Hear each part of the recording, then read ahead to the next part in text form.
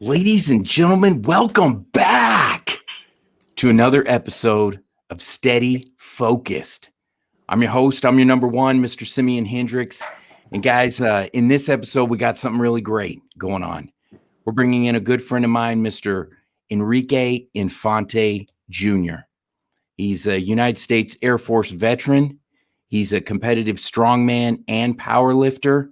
And like I say, he's a good friend of mine. You guys have probably seen him in some of the documentary series that we've been shooting with Mike Battolino on his quest to become the strongest man in America. And so I've known Ricky for a long time, and I've just been really excited to kind of peel the onion back a little bit and get to know him a little bit better and shine the light on his story.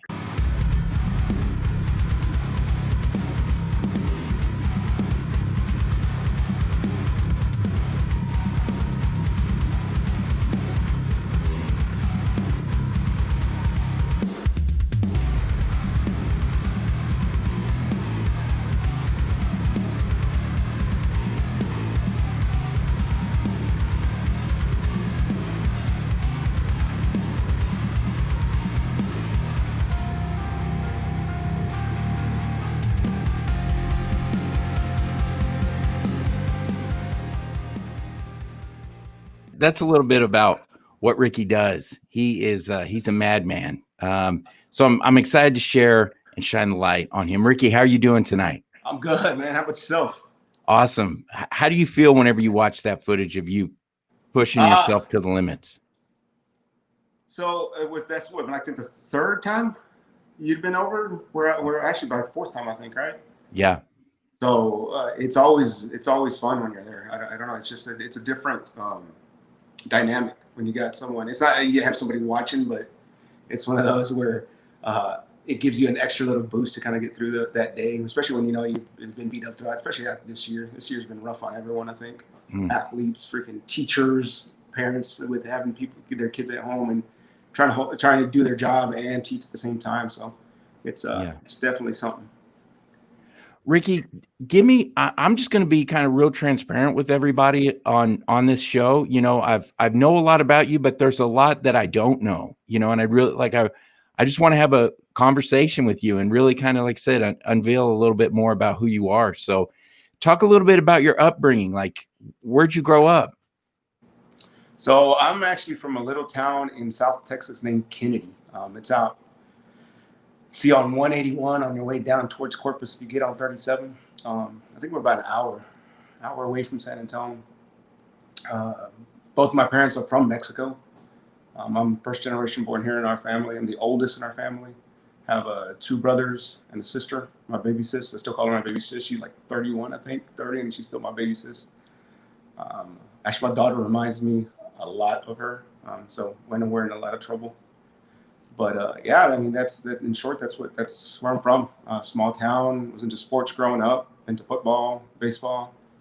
Okay. I was better at football than I was at baseball, but I loved baseball a lot more. And you had told me that at one point when you were coming up through your high school, you were talking collegiate football for a little bit. That was kind of on the table. It crossed my mind, definitely. I thought it was good enough for that, but I was just too small. I mean, I think I've told you something about where you looked at our stats in the paper, and I think I was listed at like 5'10", 230 pounds, and at the time I might have, on a good day, I was like 5'7" and a half, 5'8" maybe. Yeah. 210 padded up. So yeah, that was definitely a dream, but it was a dream that I guess everyone kind of works to, especially when you're in especially Texas high school football. I know we all work our butts off and try to go to the next level. So then you graduate high school and you pretty much immediately went into the Air Force. Is that what happened, or what happened after that? You're telling a story talking about you were 17 years old and you got in a massive van wreck. Were you driving a van? Yeah, I was driving my mom's caravan. So one more time, tell me that story. So went go pick up my uncle. He was there, and in short, I was making a U-turn and from the shoulder, and I thought I checked everywhere, and it was kind of on a hill. So I did the U-turn, and this older lady T-boned us, completely spinned us about almost 180. My younger brother got ejected. Once everything kind of cleared up, he got airlifted out to Corpus Christi. Somehow the only thing that happened to him was he broke a tooth completely in half, and I think he just bled from his nose. My cousin just got a little bit of whiplash. My baby brother that was sitting and watching the car, I can still remember him saying, ow, ow, ow, ow, as that lady's coming towards us. And then me hearing the screeching tires, and I'm trying to figure out where this is coming here. And then just boom. And, but yeah, he's doing great now. And we're all still here kicking. And so how do you deal with that? Did that kind of like, eat you up? Like, did you beat yourself? Thank God nobody was hurt. I mean, right? Honestly, I do still carry it sometimes. I know he's fine and everything, but there is some times where I kind of think, hey, if that wouldn't happen, where would I be, right? And we get to the point to where, how long do we dwell on things like this? Where is it healthy? Is it not healthy? It did take me a while to kind of get over it, because like even when I was driving as a passenger, I distinctly remember driving with Dad, and Dad's one of those that he brakes at the last second. He loves testing his brakes. So when he comes up to a stop sign, he waits the last like 5 feet to step on his brakes. And anytime someone would brake, I tense up and get real nervous about things like that. But after I left the Air Force, I definitely had some pretty guilt that I felt kind of like abandoned them, or I left them behind when they needed me and things like that. But okay, it's one of those you kind of sit back and think, did you really do that, or did you just saw an opportunity and had to move forward on it? And now that I'm older, I'm almost 40 now, I definitely saw this age. I just capitalized on an opportunity that was presented in front of me. And that was you going to the Air Force? Not me going to the Air Force. Yeah. So 14 years in the Air Force. What was some of the big takeaways from that? And do you recommend that somebody goes into a career in the military? I think if someone does not have a plan or they've exhausted every avenue of, if like say, trying to go to school, because there's plenty of things out there, avenues to try to get money to go to school. But if you, it wasn't a bad thing me joining. My intentions were never to serve 14 years. I think I just wanted to serve my 6 and get out. But once my time came up, I kind of thought, well, I got a truck bill, I got this bill, I enjoy what I do. I'll keep going for it. I'm definitely, especially if you want a kind of a head start, I guess you could look at it. It was definitely a good head start for me. I saw a lot. I learned a lot. I met a lot of great people. And then at the end of it, I got money for school. And I never thought I would go to school, but I definitely got enough money. I got my bachelor's completely paid for by my GI Bill. My master's completely paid for by my GI Bill. Mike is constantly on me, hey man, look into your doctor. And it's nice not having to do homework every day. That's for sure. But yeah, it's never out of the question. You just wrapped up your master's not very long ago, right? Last in May, a little bit over a year ago. Yeah. Man, you got a lot of people are commenting. I don't know if you can see the comments, but Roberto is commenting. Gilberto, Eloisa is in there. Yeah. So, man, you got a lot of people were saying, Gilberto, God was there for sure. Some witnesses on site let us all know. Man, I'm just going back. I'm playing that through my head, man. So it was you, it was your whole family was in the van?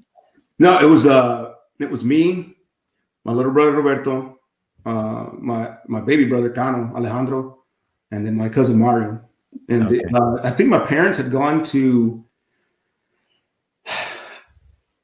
a quinceañera or confirmation, but they were at church. I remember that. And okay. Here's the weird part. So you know how people talk about outer body experiences and stuff like that? Yeah. So they told my grandpa, somebody called my grandpa saying, hey, go get Maria, which is my mom, and tell her Ricky and the kids have been in a wreck.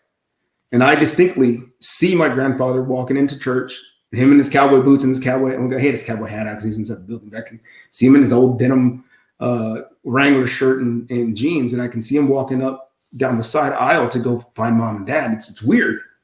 And I didn't know that had happened, but I distinctly see my grandpa going and talking to my parents to let them know. And then of course, mom and dad get into the scene, and we were somehow still there. I mean, I think it was like a 20, 30 minute drive to where we were at. and they were there, and I think they had just taken Roberto away. And I remember my baby brother Gano getting mad because they wanted to put me and him in the ambulance with the lady, and he was pissed. And he's always been kind of a little hothead since he was a little kid. And I distinctly remember him saying, "Hey son, you need to get into the ambulance." And him saying, "I'm not getting in that van with that old lady. She hit us. Look what she did to my brother."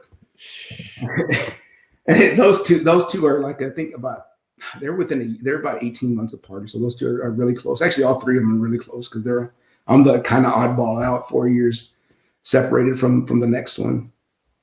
But yeah, man. Wow. So you go to the Air Force, 14 years, and then so I'm guessing that's how you got to Wichita Falls was Shepherd, right? Yeah. Okay, so you're at Shepherd. How do you and Mike end up meeting?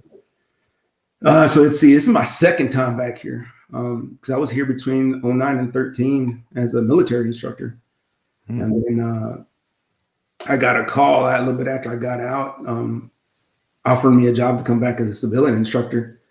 And so I took it, and I started working out with a couple guys in the shop. And then all of a sudden I started seeing a bunch of these signs for an Elysian Fields, first annual Elysian Fields strongman competition.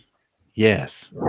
So Mike so my buddy Brad, I think, is the one that brought up, said, "Hey man, they need volunteers to help load weights and things like that. Hey, get with this Mike Badalino guy." And of course, everyone sees his name and they kind of wonder how to pronounce it. Yes. I'm like, all right. He's like, "Hey man," it was actually in the locker room. He was getting dressed during lunch.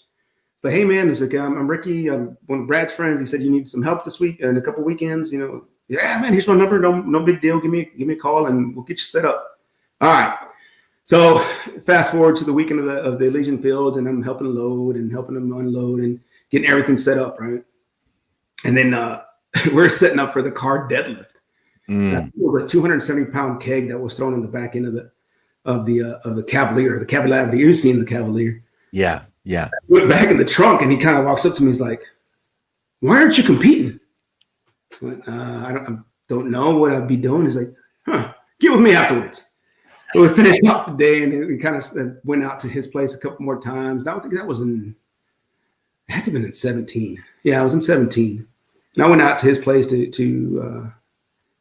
train a couple of times because they convinced me to do the Highlander later that year. I think because normally we're holding it in October, I think, at the time. And so I did that comp, and then from that day, he's like, "Hey man, I'm trying to get a team a little bit more set up, get some people here working out at my place. I'm doing this to it." I mean, you saw how small the garage was before. And then just from that day, man, it was an escape for me. It was a much needed escape for me. Okay.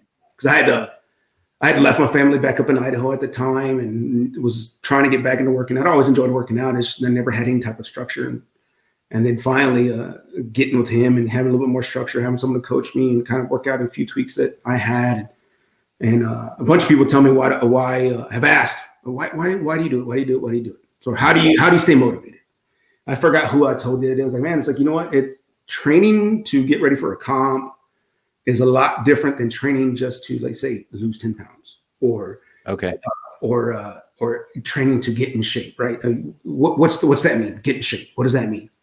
But if you have, hey, I need to make 242 by July or June of next year, I have a set goal. I'm getting ready for a comp. I know I have a weight I have to make, and it's a little bit more real. It's a little bit more tangible, right? Mike always talks about SMART goals, right? I think, and that's one of those things that I think has helped me in my fitness journey and in life in general, where it's kind of made me look at things a lot differently. And so it's a weird dynamic because I mean he's from Connecticut, I'm from South Texas, and it's dynamic shouldn't work, but it does. We kind of feed off each other. I know, especially when we're daily seeing each other, interacting with each other, we definitely would feed off of each other. And we always joked around. It's like we both can't have an off day because then the whole session just will get messed up. So if he has one, we can kind of kind of see each other. It's like, hey, all right, he's having a rough one. Whatever you had going on today, it didn't happen, all right? And vice versa. You know, if he noticed it. And our workout sessions are weird because it's we're there training, but half the time we turn into these weird talks that actually have nothing to do with lifting. You know, it's just about life in general and just about leadership, about how do we talk to people, how do we get awareness out to certain things that we both kind of feel strongly about. And I think that's why we work so well, because we do have a lot of the same train of thoughts and a lot of the same ideas on how to kind of not necessarily survive this life, but thrive in this life. We got people commenting. I just want to read some of these to you. We got Chris Schumacher. I believe that's how he says it. Schumacher. Yeah, he was talking about that was a great day, and it must have been when you were talking about the Elysian Fields and the car. Brittany was asking, did you powerlift whenever you were in school? My school was so small, we didn't have a program until I think after a year after I graduated. I would have loved it. I mean, I think my brother, when they started the program up, I think he did it a couple of years, and I think he was like a 135 guy, 132 guy, strong little turd. I mean, you talk about short and strong and stocky. That's my bro. We call him El Chaparro on top of Enrique. Chaparro just means shorty. Yeah, I love it, man. I'm not even going to try and say it, but it sounds awesome when you do. Man, you mentioned your weight and using these goals to kind of navigate and help guide your weight. That was one thing, a connection that I felt with you is, well, and even Mike, like I think we've all been close to 300 pounds at one point. I don't know if you have, but I think you've been at least at 280. I know Mike's been at 300. I know I've been close to 300. And recently, you had dropped down for your meet. You dropped down to like 242. And that just inspired the shit out of me, dude, because just when I met you, I never met Mike. I never met Big Mike. I only knew Mike at 232, whatever he is, whatever.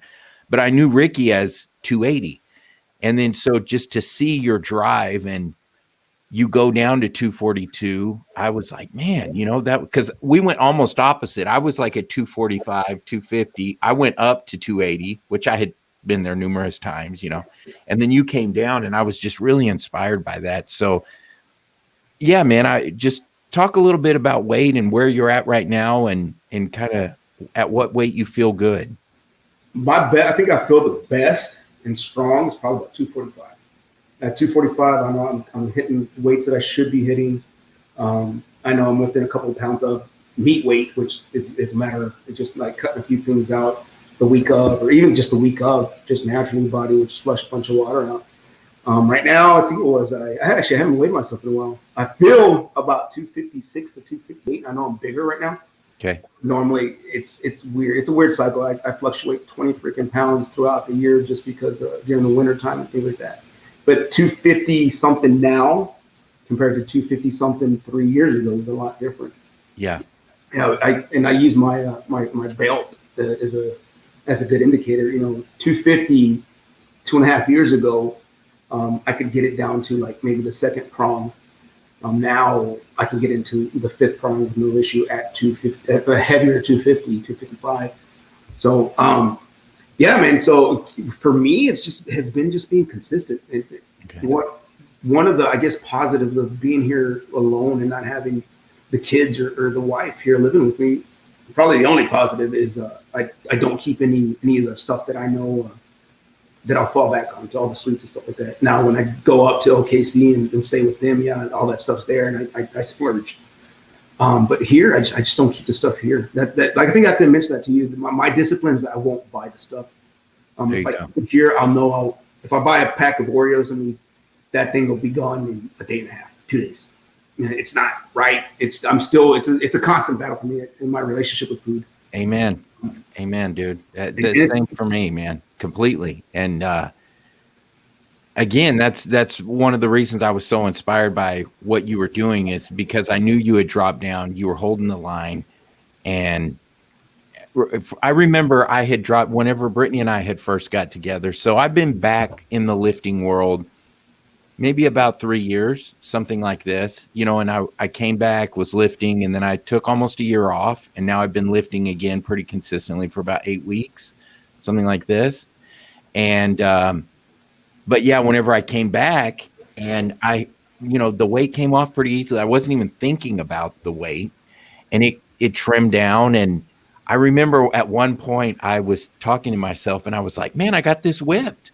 I'm never going to have to think about struggling with food again. How naive I was, Yeah.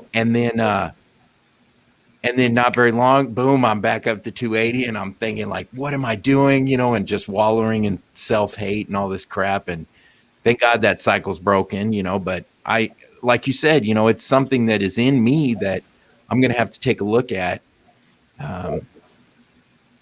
Man, it reminds me, the food and all of this. I saw a comment that, who's the guy that plays Iron Man? Robert Downey Jr. Robert Downey Jr. Yeah. So one of his quotes was, "Yeah, I thought today might be a good day to have a drink." And so this was like back in October, something like this. I thought today might be a good day to have a drink, but then I realized I had plans for Christmas. And like, it's the same thing, am I going to get off the rails with my food and let it get out of control? So, so what's your next meet? 2020 was just crazy. 0 meets for you guys, right? I know you had like 8. We signed up for several, and it wasn't worth the risk. Mike had the arm lifting one. We're supposed to go to the Arnold, and then that's when that was patient 0 started that day, and I still remember that day because my wife was out for work in Ohio, and on her way back, she got told, "Hey, you're teleworking until we tell you otherwise." We decided. Well, actually, we didn't decide. The Arnold decided, "Hey, no fans, no non-pro competitors," and it just stayed to all the pro athletes that were going. And I think they even limited to just their fans and coaches, or not fans, their family and coaches. And then after that, I think we were prepping for. What were we prepping for? Oh, for nationals. Nationals. Ready for nationals. Yeah, we're getting ready for nationals and thinking, hope it's going to hold on. It's going to hold on. Willie Wessel, the promoter, kept, "Hey, we're going to hold it. We're going to hold it." And then I think it was like 2 weeks prior, just, "Hey guys, sorry, it's not going to work out. Those of you that qualified and signed up already, we'll honor those qualifications for 2021, and then we'll give you a better date for 2021." So, and then I think we signed up for every little meet that was popping up. We were looking into it. We tried to go down to Austin. I think we were going to go to Austin one weekend and do something down there. And then we decided at the last minute, nope, no, we'll just do it. I think you came that day and recorded that day when we were supposed to do the Austin. Yeah. And then it was like everything went on lockdown. It was like state of emergency all over the place. And it was just nope. Yeah. The video you did actually that led up to that. To the corona and everything, they literally you did a great job on kind of conveying on how at least a lot of how I felt on how, hey, we're doing this, and all of a sudden just everything hit in your face. Hey, lockdown. Hey, no, you can't do this. Hey, wear this. Hey, don't do this. Oh man, it was crazy times. I'm trying to find that video if I could share it in the story. I'll be looking for that. You guys look it up. Mike Banalino COVID-19 on YouTube. And you guys can see that.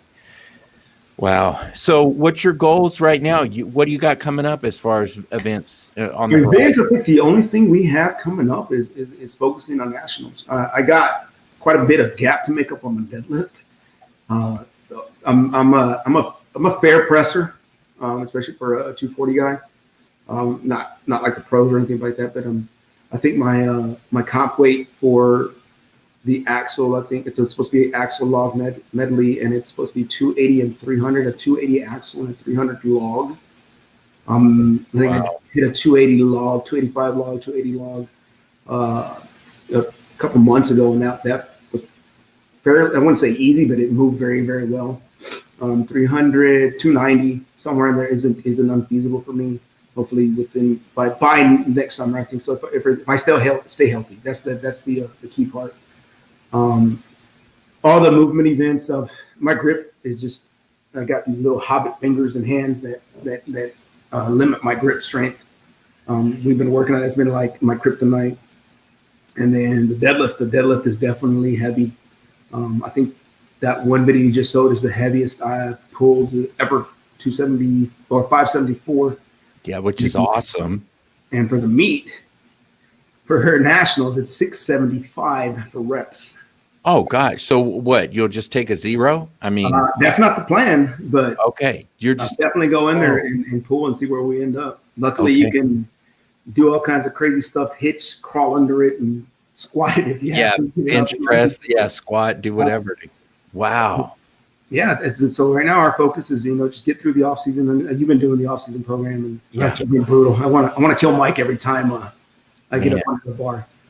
Benching, not so bad. Squatting, okay, but for some reason my push press has been kicking my butt on this specific cycle.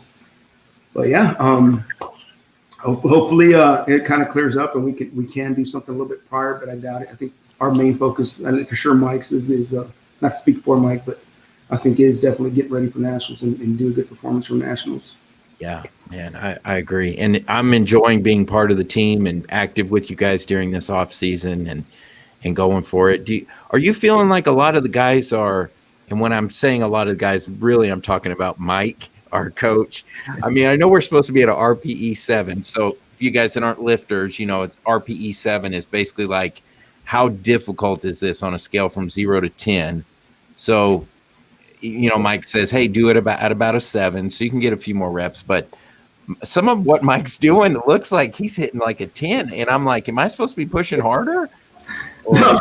So we actually talked about that a while back on how we'll start off and have a prescribed workout or part of the program. And he'll be like, man, dude, it's like, I know I want to hear it. I'm going to hear it. It's like, it is what it is. Yeah. He's been working hard, especially on his push press to get that back up. His pressing has normally has taken a good hit ever since he's dropped weight. Like everything else goes up in his pressing, not big hit, but it'll take a bigger hit. But dude, especially right now where we're in week 5, we're definitely. I know I'm feeling it. I'm getting tired. It's getting a little bit more. Today I think I had 235 for my push press, and that was brutal. It's still, for me, it's still. I wouldn't say it's a 7. I think is what he has prescribed. It's definitely closer to 8.85. Okay. It's just, it's tired. I'm tired. The tonnage adds up after a while. Yeah, I'm sure, man. And you've been nonstop. I'm pretty much like a fresh chicken. Like I said, I had almost a year off, and now I'm just coming back slowly, taking my time into it. Chris comments and said it's terrible. So yeah, there you go. We got Roberto is giving you a flex emoji and laughing. Joaquin, shout out from South Texas. Yeah, Maria's, I love you, Tio. Stephanie Barnes is in the chat. So we got Joe is saying, I want to see you bench and sign Johnny Cash at the same time. Some Johnny Cash. I've been see, I go crazy sometimes when I'm by myself. I start singing. I think I was dancing with the dog at one point. Yeah. Oh man. Oh yeah, you have been posting some stuff with your dog and singing and stuff. That's good, man. I think it's one of those, just loosen up. I've been too freaking tight my entire life, and there you go. And then being away from the wife and the kids, and just constantly, I guess I got to a point where being mad all the time just sucks. Yeah, it wasn't productive. It's taken a while. Unfortunately, we all think, hey, if I decide to make a change, it's going to happen overnight, right?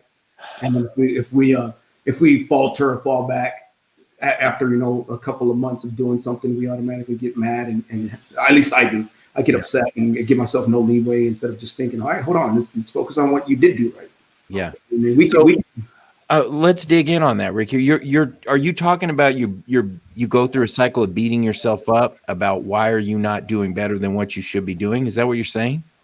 Yeah, I think a lot of people do. A lot of driven people do, and then I think it comes down to just motivation, because whether it be in the gym, whether it be with a family, whether it be at work.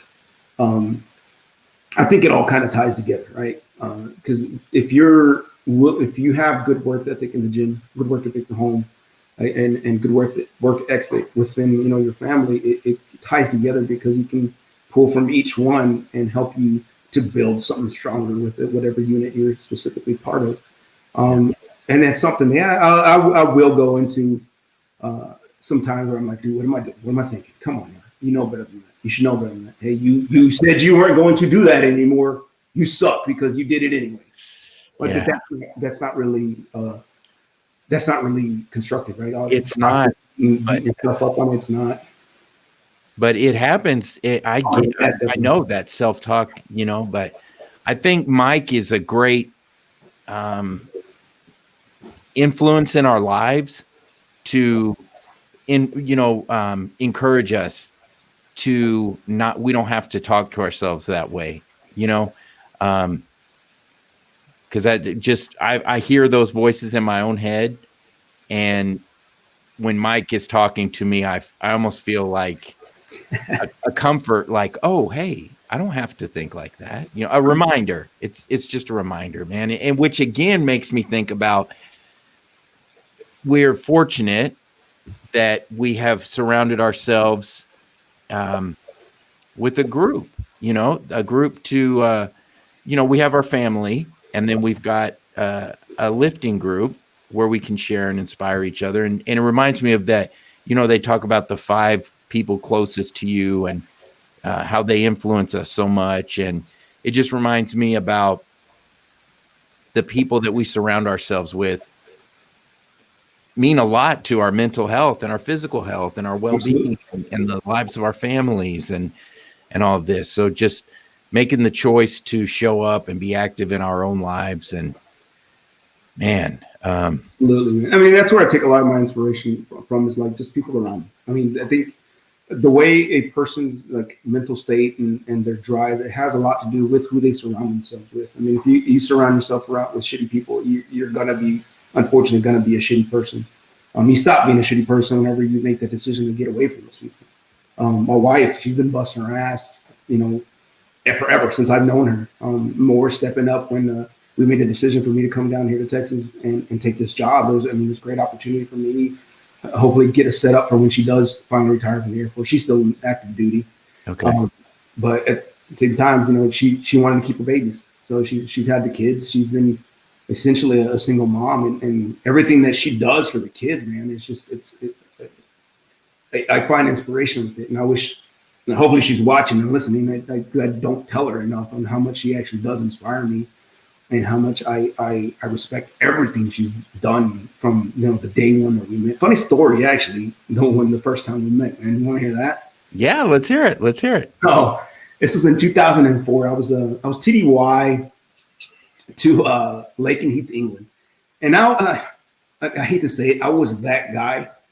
So every time we called back to the States to get status on engines and stuff like that, I kept hearing 3 names. I kept hearing Laura, I kept hearing Meredith, I kept hearing Lucy.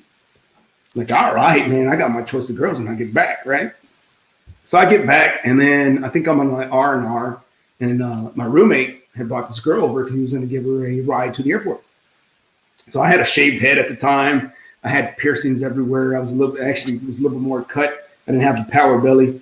So the way she puts it is like, I heard something stomping coming down, and I seen this girl, and I'm a sucker for curly hair. I don't know why. And she had her curly hair down. It was still like bleached from the sun because she was living in Hawaii before she joined the Air Force.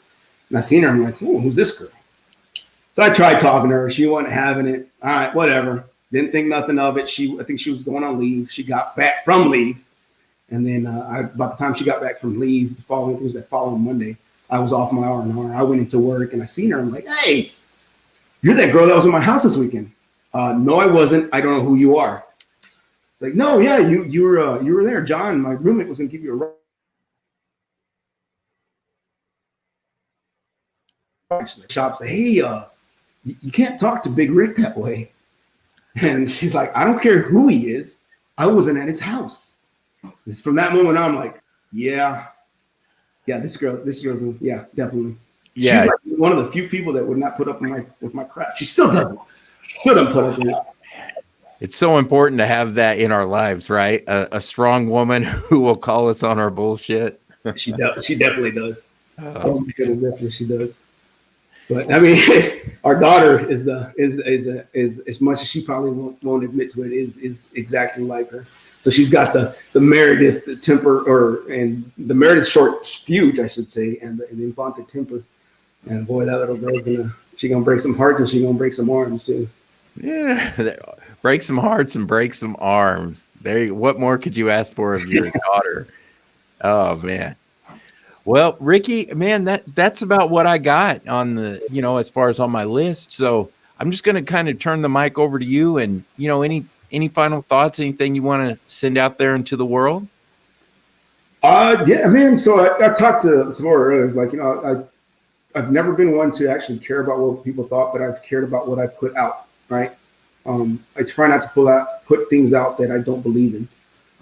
So I actually sat there and thought, like, what do I stand for? What do I believe in? And it came down to how I hold my leadership philosophy. If you take care of people, they will take care of everything that's around them, right? Treat people with respect, treat people with dignity, whether you agree with them, whatever, political affiliation, religion, whatever, it doesn't matter. If you treat people right, they will treat you right. And I think Mike said it's something that I hadn't heard, and I kind of thought about it, and it makes kind of sense. People talk about the golden rule, right? Treat others like you'd have them treat you. Well, they may not like the way you are treated. So I can't remember who exactly said it. I gotta actually find you the reference, but the platinum rule. Treat people how they want to be treated. Mm. I think that'll go a long way. If we kind of start taking other people's thoughts and beliefs into consideration and not squash them down just because you don't agree with them. Let's just sit there and have actual dialogue with someone else. I think a lot of the stupid stuff that's been going on in the world will actually change. We actually sat down and listened to each other and quit trying to speak for other people. We listen to what other people have to say and quit trying to speak for them. I think a lot of the issues will kind of at least take a step in the right direction of coming to some kind of mutual agreement and getting over all this craziness that's been going on. And wash your hands. Wash your damn hands. Well, and wash your damn hands. Yeah. That's so true what you're just saying, because I find myself, I'm replaying in my mind, my life. And yeah, that when we meet somebody, it's very easy, or when someone's talking to us, to not so much think about what they're really saying and just listen and be active, but either think about what I'm going to say next, or, a million other thoughts, what's going through my brain. So yeah, man, I really like that you said that. Amen. We're all struggling. We're all trying to survive, not just survive, trying to thrive through this world. Yeah. And I think if we just respect each other, it sounds simple. It really does. It ultimately it is literally that simple. If we just respect each other, all the stupidness of everything else going on will just kind of solve itself. Kind of like if you take care of the people, the mission will happen. The people is what has to matter. Say that again. If you take care of the people, the mission will happen. Yeah. So basically, it's a philosophy we have in just the military overall. Each branch has their own special way of looking at it. Essentially, if you focus too much on completing the mission and doing nothing but that, sometimes you overlook how your people are, morale is, how rest they are, if they're ready to take it on. If you take them on, if you train them properly, if you prepared them properly, got them the right equipment you need, the mission's going to happen because they are ready to make things happen. And I think you can associate that with anything, not just necessarily military, but if you take care of your people, everything that's supposed to happen will happen. Hiccups are going to happen. That's just life. But yeah, I love it.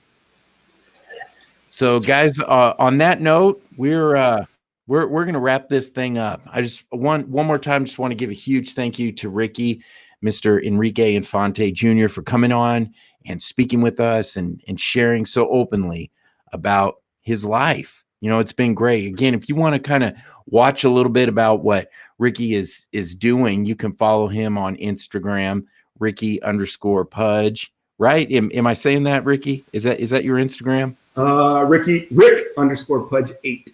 Rick_Pudge8. Yeah, there you go. And you guys can follow him, check him out. And again, he is in Mike Battolino's documentary series as Mike journeys to be the strongest man in America. Wow, it's awesome. So guys, if you want to watch more episodes about Steady Focused, you can go to steadyfocused.com. You can relive the whole archive right there. We appreciate you guys, Chris and Gilberto and Brittany and Joaquin, Toby, all you guys. Just thank you so much. And until next time, I'm your host. I'm your number one, Mr. SimeonHendrix. And this is Steady Focused.